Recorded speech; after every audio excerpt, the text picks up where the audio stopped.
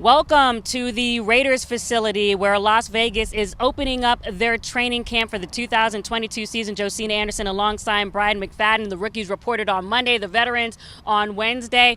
What are the main things that you're looking forward to seeing with the camp, especially with Josh McDaniels starting his tenure here? Of course, right there, you have a new man in charge. When you look at the head coach, Josh McDaniels, his second opportunity being a head coach of the National Football League, how fast will we see the rhythm established on the offensive end? Being an offensive-minded guy, working with an experienced quarterback in Derek Carr, some experienced playmakers on the offensive end. Most people believe this offense should be running like it will be in mid-season, starting early in training camp. So hopefully he can generate that type of rhythm early on in training camp.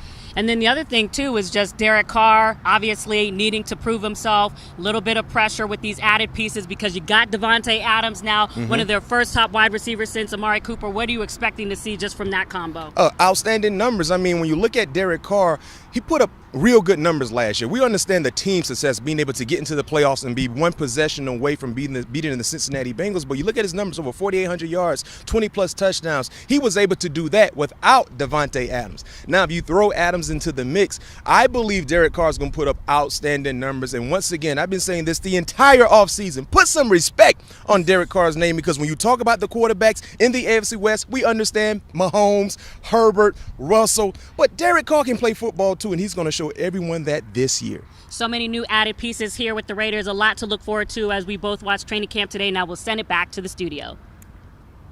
JoJo and B-Mac, thank you guys so much. Have so much fun out there in Vegas at training camp. Odds to win the AFC West.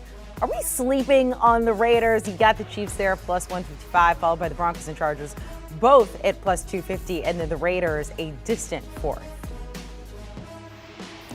Let's welcome in our good friend Ryan Wilson here to walk us through. Right, I've been looking for an adjective for the AFC West, like intimidating, intense. Do you have one? Like, how do we describe this division? It is the Friday of NFL divisions. How about that? All right, we'll go with that. Let's work our way through the AFC West as training camps get underway. Let's start with the Raiders here because they were the first team to go fully back. We are now in the Josh McDaniels era. We heard them talk about Davante Adams, his chemistry between him and Derek Carr. Talk to me about this Josh McDaniels era, though, and are we sleeping on the Raiders in this division? I think we are. We saw the graphic coming in. They're plus 700 to win the division. That does feel sort of disrespectful. And Derek Carr said earlier this week that he understands that people aren't taking him seriously and he plans to use that as motivation. I don't know if that's actually true. I think where BMAC came down on it a moment ago is where most people are. This team is really, really good. They were really good last year without Josh McDaniels. And now Josh McDaniels is there, and he is going to be a much different coach than he was the first go-around as a head coach back in 2010 when he got that Denver job. And things went sideways pretty quickly, and he found himself back in New England for the better part of a decade. I think he's learned from that experience. He's still a great offensive mind, and now he has the weapons around him. And we heard Josh McDaniels say this. It would take a special opportunity.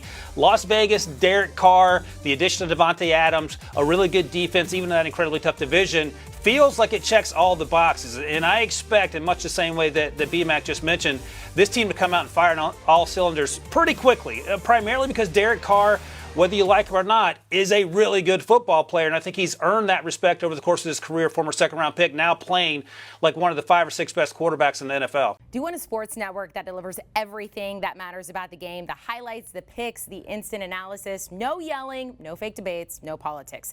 Hit the subscribe button and never miss a moment.